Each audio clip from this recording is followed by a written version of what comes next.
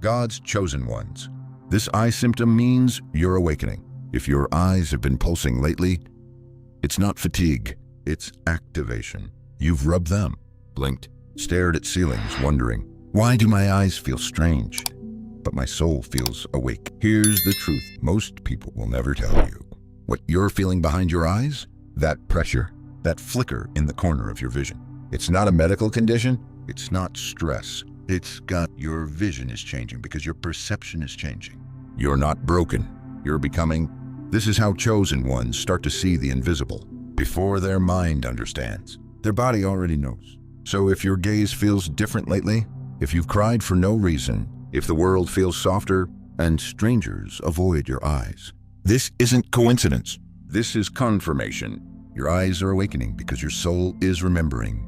And if you're still watching, you already know. You've been blaming your screens, the headaches, the flickers, the strange shimmer in your peripheral vision. You tell yourself it's exhaustion, blue light, too much scrolling, too many tabs open. But deep down, there's a different ache, not behind your eyes. Within them, it comes like a wave at night when the world goes quiet, when you close your eyes and something pulses softly between your brows, like something ancient is trying to open and you don't talk about it. Because how do you explain to someone that you're starting to see things you can't explain? A shimmer in the corner, a softness in the sky, a tear that falls without sadness.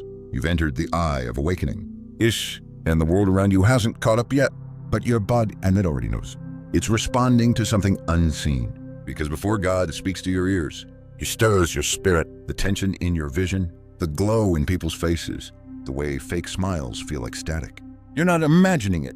You're awakening to a layer of reality most will never touch. This isn't eyesight. This is divine sight. So if you felt that people look at you like they've seen a ghost, that your gaze now reads hearts instead of faces, that your vision flickers at the edge of reality, you're not alone. You're not crazy. You're not broken. You are chosen. And your eyes are the doorway. Part 1. The day my eyes started whispering. It started on a Thursday. I was standing at the kitchen sink, rinsing out a coffee mug, when I felt it, a strange pressure right between my eyebrows, like someone pressing their thumb into my forehead, softly, deliberately. It wasn't pain, but it wasn't nothing either. I rubbed my eyes, blinked it, blamed it on a lack of sleep or too much screen time. But deep down, I knew this wasn't normal. That night, it returned, stronger, like something inside me was gently knocking from the inside out. And the strangest part, it came with silence, like my thoughts paused to make room for something else. In the days that followed, the world around me began to blur, not in clarity, but in certainty. I'd stare at the sky and swear it shimmered. I'd look at strangers and feel something move behind their eyes. Light started feeling different. Artificial lights buzzed like static, but sunlight felt alive, like it could see me. Then came the flickers, quick shadows darting past my peripheral vision. I'd turned no one there, but the feeling lingered, like something had just left the room. I stopped trying to explain it, stopped searching symptoms on Google, because this wasn't medical, it was metaphysical. One night, I sat in the dark, hands on my face, whispering to no one, what is happening to me? And in that stillness, I didn't hear a voice. I felt one, you're not broken, you're becoming. That's when I realized it wasn't stress, it wasn't fatigue, it was awakening. My eyes, these windows I've used all my life, were learning to see again. Not faces or traffic lights or phone screens, but frequency, essence, truth. I could feel when someone was lying without a word spoken. I could sense who carried light and who carried wounds. I could look at a person and know things. No one tells you this is how it begins, not with visions or dreams, but with a pressure, a presence, a pulseless ache between your eyes that refuses to be ignored. That was the day I stopped calling it a symptom and started calling it a signal. Because now I know it was never just my eyes, it was my spirit finally waking up. Part 2. The soft blur that shook my reality. It was subtle at first. I was sitting on the porch, watching the wind pass through the trees, when I realized everything looked softer, not out of focus, just less sharp. Edges blurred, light stretched. The leaves didn't just move, they shimmered. The sky didn't just glow, it pulsed. And for the first time in my life, I felt like the world wasn't just something I was looking at, but something I was finally seeing through. I thought I was imagining things. Too much caffeine, too little sleep. But the next day, it happened again. I was staring at a plant in my living room, just staring, when I noticed the air around it like it was humming, like the plant had its own atmosphere.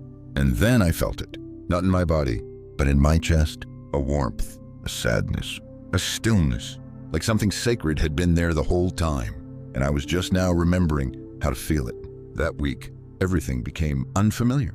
The hallway I walked through every morning looked different. The color of the sky felt more emotional than visual. Even people's faces shifted, not in shape, but in energy. Sometimes I'd stare at someone and feel their grief, their joy, their lies. It was overwhelming. I started avoiding eye contact. Crowded rooms made me dizzy. Fluorescent lights felt aggressive, like they were piercing me. But when I stepped outside, into golden hour, into candlelight, into dusk, I felt safe, held. I thought I was losing it. I didn't tell anyone. How do you explain that the world suddenly looks like it's breathing? How do you explain that you cried watching sunlight on a windowsill, but one night, quiet, alone, watching the shadows move across my ceiling? I whispered, God, if this is real, show me. And I felt it, a softness around me, like the presence behind the blur was whispering, you're not seeing less, you're seeing beyond. From that night on, I stopped fighting it. I stopped squinting for sharpness. I stopped fearing the shimmer in the edges of things. Because now I know this world isn't flat, it's layered. And when your eyes begin to soften, when the filters start falling, when what's real feels dreamlike, you're not losing clarity, you're gaining vision. For now, we see through a glass, darkly. 1 Corinthians 13, 4. But one day, the blur becomes the doorway, and what once felt confusing becomes confirmation. What if the blur isn't distortion, but a veil finally lifting? Would you still try to focus, or would you finally learn to feel what you see? Part 3, the shadows in the corners that followed me home. It started with flickers, a quick movement at the edge of my vision, gone the moment I turned my head. At first, I brushed it off. Probably the light shifting, or my eyes playing tricks on me. But then it happened again, and again, and again. In the hallway, in the bathroom mirror, in my bedroom, just before sleep, always in the corner, always just out of reach. I began to notice a pattern. It wasn't just where it happened. It was when I was quiet, when I was still, when my thoughts slowed down and my heart opened. It was never threatening, just present, like something watching, or maybe waiting. One night, after another long day of feeling like I was unraveling, I walked through the living room and felt it again. A flicker to my left. This time, I didn't flinch. I didn't chase it. I just paused, and I whispered aloud, okay, I see you. The air shifted. It wasn't cold or warm, just alive, as if something ancient had exhaled beside me. I didn't see a face. I didn't hear a word, but I felt something like recognition. From then on, the flickers became familiar. They showed up when I was journaling, when I was praying, when I was on the verge of clarity. I stopped calling them shadows. They weren't dark. They were echoes, traces, guides, and maybe, just maybe, they were versions of me I hadn't met yet, the part of me that never gave up, the child who still believed, the ancestor who had survived it all. People asked if I was okay. I said yes, but the truth, I was being watched by the wholly unseen, and it didn't scare me, it comforted me, because the flickers only came when I was aligned, when I was ready to see, when my energy shifted from fear to trust. There's a sacred layer to this world. Most people never notice it, but the chosen ones, we feel it before we see it, and we see it before we explain it. So if you felt it too, those quick glances from empty corners, those quiet moments when the air feels like it's listening, don't be afraid. You're not being haunted. You're being honored because your spirit is waking up to everything that was always there, waiting, watching. So whispering, you are not alone, and you never were. The angel of the Lord encamps around those who fear him. Psalm 34, 7. Not every shadow is darkness. Some are protection. Some are ancestors. Some are you. What if the flickers aren't there to scare you, but to show you you're finally seeing what's real? Part 4. When eye contact became too much to bear. I didn't notice it at first. Just a strange discomfort whenever someone looked at me for too long. A tightness in my chest. A twitch in my brow. A pull to look away, even if nothing was wrong. But then I began to realize eye contact wasn't neutral anymore. It felt like an invasion. Like people weren't just looking at me, they were reading me. And worse, I was reading them too. I remember the moment it became real. I was at the grocery store checkout. The cashier glanced up. Our eyes met for less than a second, and something inside me dropped. Her face was smiling, but her energy was screaming pain, resentment, a deep exhaustion no makeup could cover. I wanted to cry, not because of her, but because I felt her. She handed me my receipt. I whispered, "Take care," and walked out shaken. After that, it became constant. Sometimes, someone's eyes would feel hollow, like staring into a mask. Other times, I'd meet a gaze so present it felt like time slowed down. I could tell when someone was hiding, when they were hurting, when they weren't being real with themselves. And when someone was real, I'd feel it hit my soul like a wave, like truth had a frequency, and I could hear it now. But not all of it was beautiful. Some stares felt sharp, invasive, like someone was trying to enter me without permission. I'd be mid-conversation and suddenly feel like I was standing naked in the middle of the street. No words, just energy, pressing too hard. So I stopped looking. At strangers, at mirrors, even at people I loved. Because eye contact now came with a cost. Truth. And truth isn't always easy to hold. One night, I asked God, "Why does this feel so intense?" And I heard it deep within me. Because you're not just seeing eyes anymore. You're seeing souls. It all made sense. The pressure between my brows, the blur of flickers, the light sensitivity. They weren't random symptoms. They were signals. My spirit was tuning in. And now, my gaze had become a gateway. People didn't just see me. They felt me, and I could feel them too. Some days, it's too much. I avoid it. Other days, I hold the gaze a second longer, not to judge, but to remind someone they're seen. Because I know now, a single honest glance can say what words never will. The eyes are the lamp of the body, Matthew 6. Sweet. And when that lamp begins to burn with divine fire, the world responds with truth or with trembling. What if the way someone looks at you isn't about how you appear, but how much your soul exposes theirs? Part 5. The tears that came without a story. I wasn't crying. Not really. There was no heartbreak, no sad movie, no tragedy to speak of. But one evening, as I sat in stillness, a single tear slipped from my eye. No warning, no reason, just release. I wiped it away, confused. But it happened again. The next day, then the next. Tears would come during silence, during prayer, sometimes just washing dishes. There was no pain attached, no story to explain, just a soft unraveling that I couldn't control. I started to wonder, was I broken, grieving something I didn't remember, losing touch with reality? But every time the tears came, a strange stillness followed, like peace had been hiding behind pressure, and it finally found a way out. One morning, I looked at myself in the mirror.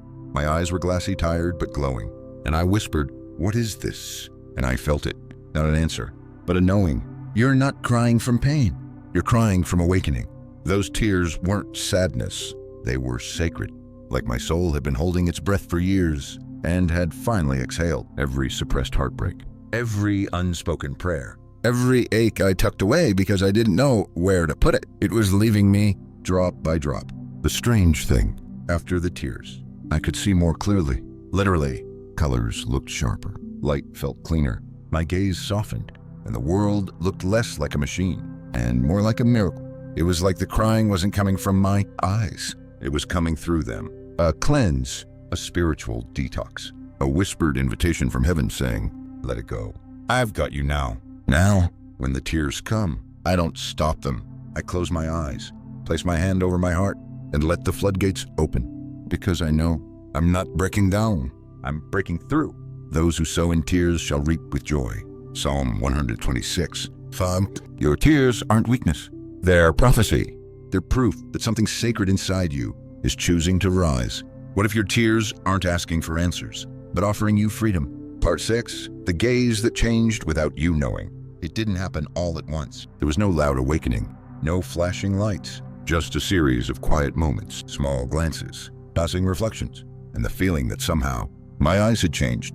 The first time someone said it, I laughed. "You look different," they said, tilting their head. But not at my clothes, not at my hair. They pointed to my face. "No, your eyes, they're deeper." I shrugged it off.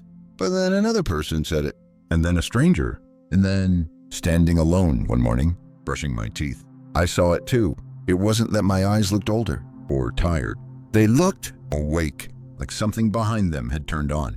like they weren't just seeing the world, they were reading it. At first, it scared me because I started to notice how people responded. Some would glance at me, freeze for a moment, then look away, like they saw something they weren't ready to face. Others, they'd hold my gaze longer than necessary, not in attraction, in recognition, as if they saw the fire inside me and felt something in themselves stir. I began to feel it too.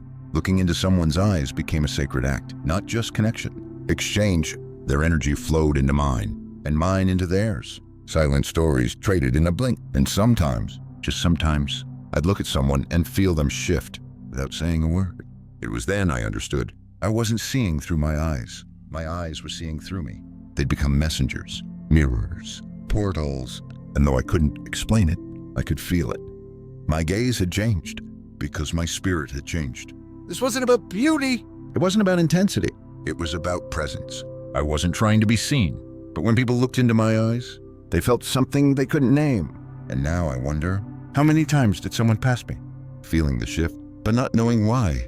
How many times did my eyes tell the truth when my words couldn't? Your eyes will see the king in his beauty. Isaiah 33:17. Maybe that's the secret of a chosen one's gaze. It sees the divine, even when the world forgets it's there. If your eyes have become a mirror, what are they reflecting now? Pain, peace, presence. Part 7. The symbols that won't leave you alone. It started with an eye, not a real one. A symbol. I was scrolling my phone when I saw it. The Eye of Horus. Bright, geometric, watching.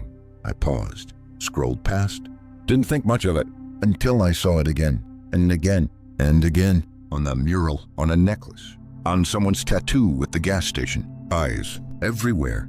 At first, I thought it was coincidence, but deep down, something else stirred. A memory I couldn't name, a whisper I couldn't trace. It wasn't just art, it was a message. That week, it escalated.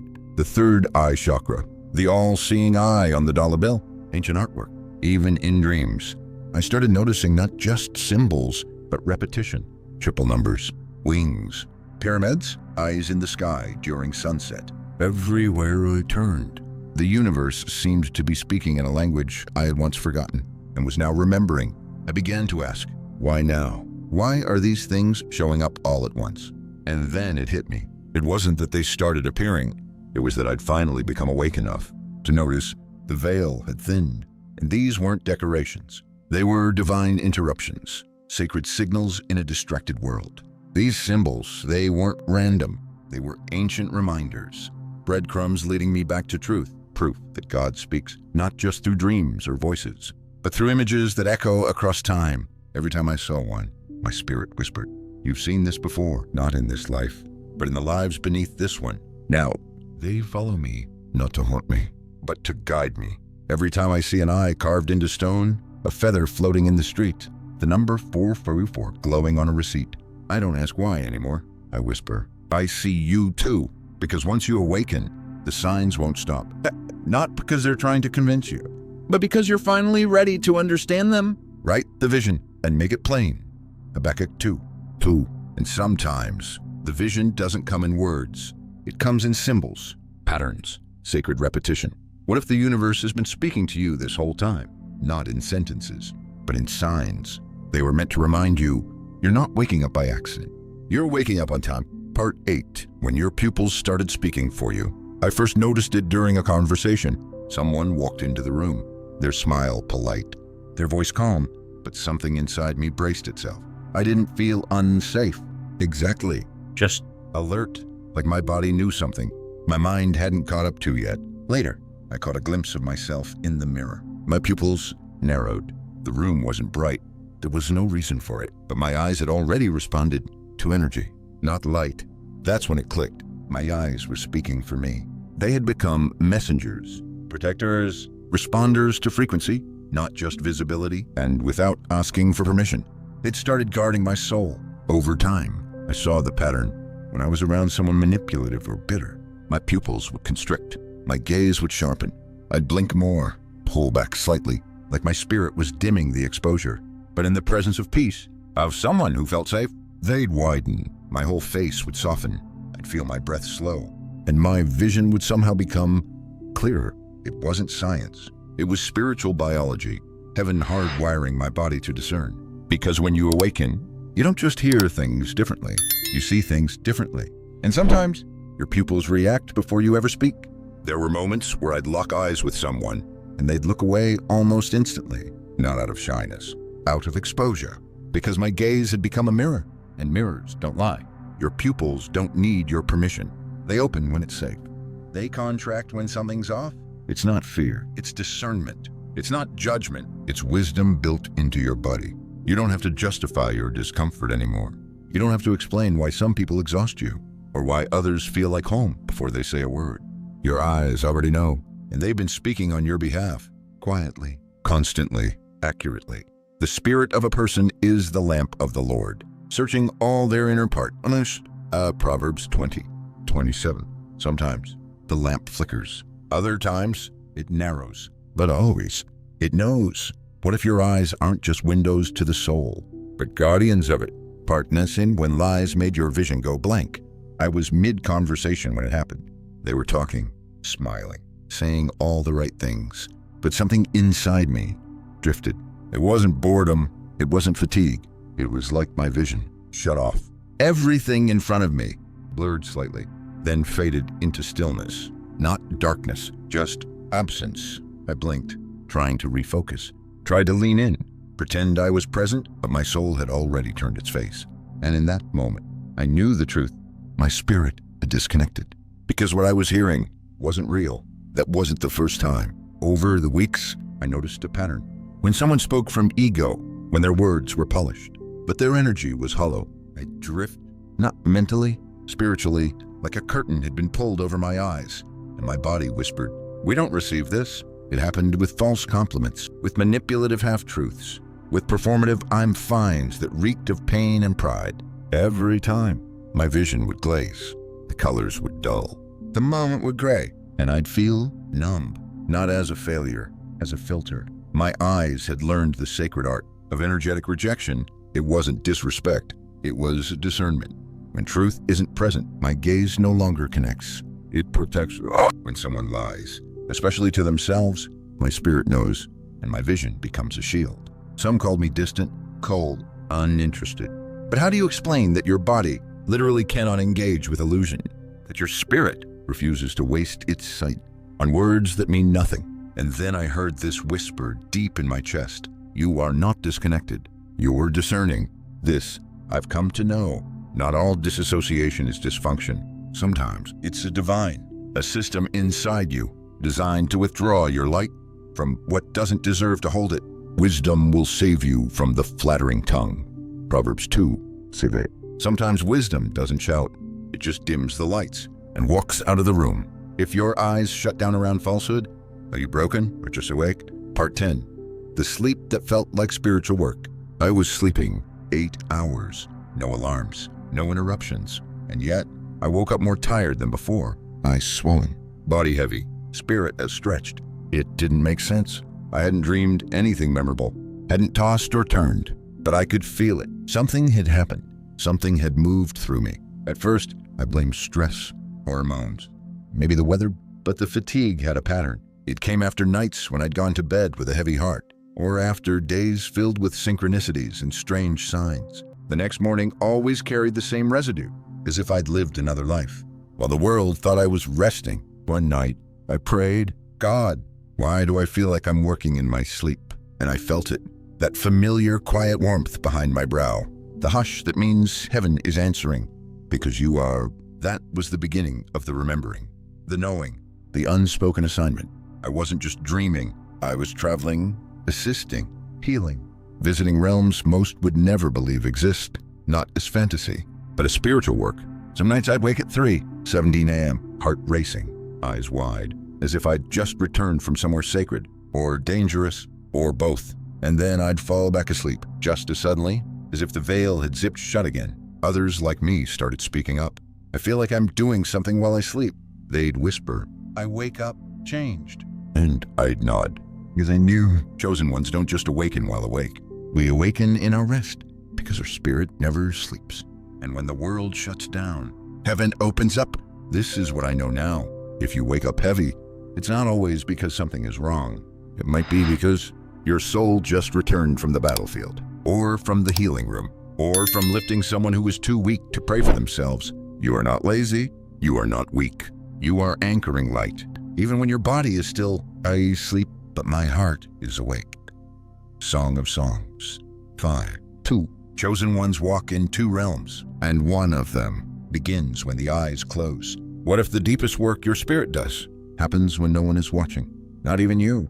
Part 11, the gaze that others can't unsee. It was never about the mirror. Not really. Not the shape of my face. Not the way my lashes curled. Not even the color in my eyes. It was something beneath all of that. Something that had shifted, and other people saw it. Before I did. You look different, they'd say. But not like I got a haircut. Not like I'd lost sleep or found new makeup. They'd pause. Eyes narrowed slightly. Head tilted. There's something about your eyes. At first, I laughed it off. Until it kept happening. Different people, different days, same phrase, same stunned look. Some would stare too long. Others would avoid eye contact altogether, like something in me was speaking, a truth they couldn't unhear. Eventually, I stood in front of the mirror, not out of vanity, but out of necessity. I looked at myself, really looked, and for the first time, I didn't see tiredness or lines or imperfections. I saw awareness, depth. A presence looking back at me that wasn't there before. It wasn't just me changing. It was that my eyes had become a frequency, a vibration, a reflection of what God had been doing in secret. They held the story of the shadows I walked through, the healing no one clapped for, the nights I cried and got up anyway. And now, my gaze had become the evidence. People felt it, without knowing how. Stillness, a weight, like standing in front of something sacred they didn't have words for. It made some uncomfortable, because light confronts what's hidden, but it made others weep, because truth, even when silent, can set people free. You're allowed to preach. Your eyes already carry the sermon. You don't have to explain. Your gaze already holds the revelation. Those who look to him are radiant. Their faces are never covered with shame. Psalm 34. Come, you don't just reflect light, you now carry it. And some people will never forget what they saw in you, because it awakened something in them. If your gaze could tell a story without sound, what would it say to the one who needed it most? Part 12, the sparkles, the floaters, and the light you never noticed before. It was the sky, midday. Clear? Still. I looked up, and something moved. Tiny threads, glittering specks, floating across my field of vision, like they had somewhere to be. I blinked, rubbed my eyes, tried again. Still there, still dancing. For a while, I thought it was my eyes failing me. Something medical, something wrong. So I went searching for answers. Doctors. Tests. Bright lights. You're fine. They said, no problems, no damage. But how do you explain that you're seeing sparkles in the dark? That shadows move when nothing's there? That sometimes, when the sun hits just right, it feels like everything glows? I didn't have language for it. Not yet. Until I heard someone whisper, your energy field is waking up. That's when everything made sense. The photons, the shimmer, the lights that flicker even when no one touches the switch, the stars that appear mid-air, then vanish the moment you try to focus. You're not losing your sight. You're gaining new eyes. Your physical vision is no longer the only filter. Your spirit has joined the conversation, and it sees what your mind was never trained to notice. Movement in stillness, light in shadows, truth in vibration. You are not hallucinating. You are transitioning from seeing to sensing, from observing to receiving. The sparkles, energetic pulses, messages, tiny signatures of light passing through your frequency. The floaters, not always debris. Sometimes they're the residue of spiritual activity, leftover echoes from dimensions brushing past your skin. The world hasn't changed. You have, and now, even the air around you speaks. Blessed are the pure in heart, for they shall see God. Matthew 5:8. And sometimes that sight doesn't come as a face, but as a flicker, a glint, a sudden shimmer in the corner of your knowing. What if the things you were told to ignore were actually heaven trying to get your attention? The eyes were never just yours. You thought they were just your eyes, a way to read words, cross streets, watch sunsets, but they were never just that. They were never just yours. From the very beginning, your eyes were a vessel, a mirror, a message delivery system, wired for something more. You didn't just inherit a pair of eyes. You inherited a calling through them. And now, you're remembering that's why they changed. Why people paused when they looked at you. Why light flickered when you prayed. Why strangers said, "There's something about your eyes." Because there is, your eyes became a portal. The moment your spirit said yes to the assignment no one else could see. They hold your ancestors' strength, your future self's vision, God's fingerprints, and every lesson your soul never had words for.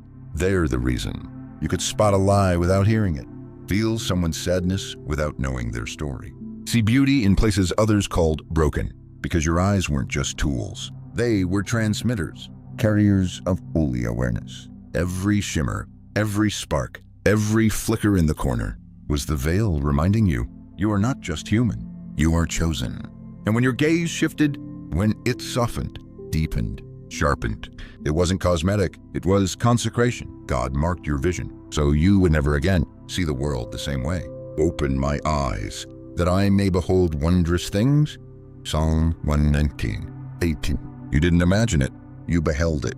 And once you've seen the divine, you can't unsee it, nor can they. So now, when someone meets your eyes and stammers and says, "I don't know what it is about you," smile gently and know they've just looked through a window into something eternal. If your eyes were never just yours, what has heaven been revealing through them? This whole time, you're not crazy, you're not too sensitive, you're not falling apart. You are becoming clear, because you were never meant to just look, you were meant to see. Type 711, if this journey opened your eyes in more ways than one, you were never watching this by accident, because you were chosen, and your eyes were never just yours.